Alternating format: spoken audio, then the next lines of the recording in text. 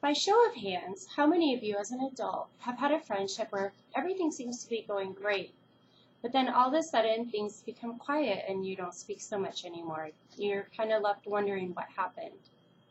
My name is Amy Malone, and today I'm going to discuss how to preserve a meaningful friendship. Although some relationships are meant to come to a natural end, there are proven relational maintenance behaviors that you can apply to your otherwise significant relationships to help prevent them from becoming dormant or even ending without apparent reason. I will discuss a research study on relational maintenance behaviors, what they found in that study, and then also how I can apply it to my own interpersonal relationship.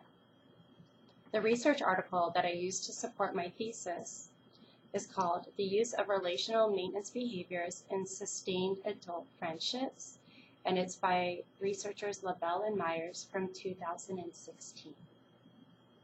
The study discusses 3 states of adult friendships: active, dormant, and commemorative. If you don't know, commemorative meaning that you would associate that friendship with more of a time period. They're no longer in your life. Sort of nostalgic in a sense. So the research article also discusses that in active relationships, how they use relational maintenance behaviors at a higher rate than those with commemorative states. An example of one of these specific relational maintenance behaviors that affects my interpersonal relationship is also discussed in our textbook in Chapter 7 on relational development. I'll discuss a little later how that specific relational maintenance behavior affects my personal relationship.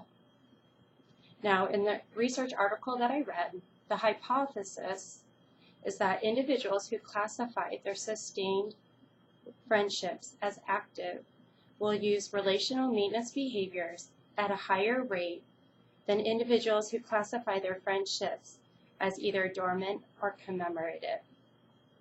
The researchers found that out of the 7 relational maintenance behaviors, being positivity, understanding, self-disclosure, relationship talks, assurances, tasks, and networks, that there were 4 specific relational maintenance behaviors that were used at a higher rate by those with active relationships than those in commemorative ones.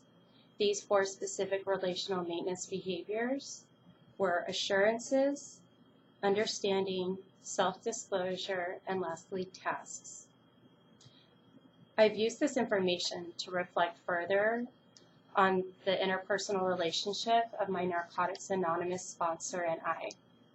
While we have a very meaningful and deep bond as friends, in the last few months our relationship has really become dormant. We don't communicate as much anymore, and I haven't been quite sure why.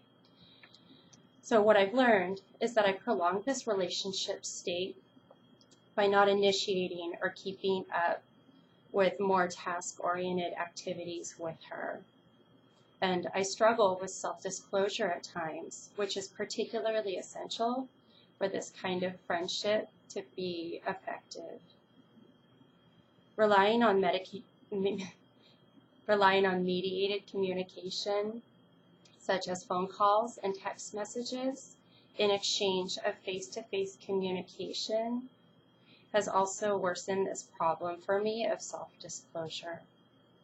Chapter 7 touched on self-disclosure and introduced me to social penetration theory, which emphasizes that relationships develop through the exchange of information, feelings, and activities. I realized that breadth is limited in this particular friendship because of limited tasks, primarily due to time constraints. As the research article suggests, maintaining platonic friendships takes actual work, and they need specific relational maintenance behaviors applied, specifically those of understanding, self-disclosure, assurances, and tasks. So remember, If you answered yes to my opening question, by applying these 4 specific relational maintenance behaviors to your adult friendships, you have a better chance of preserving them in the future. Thank you.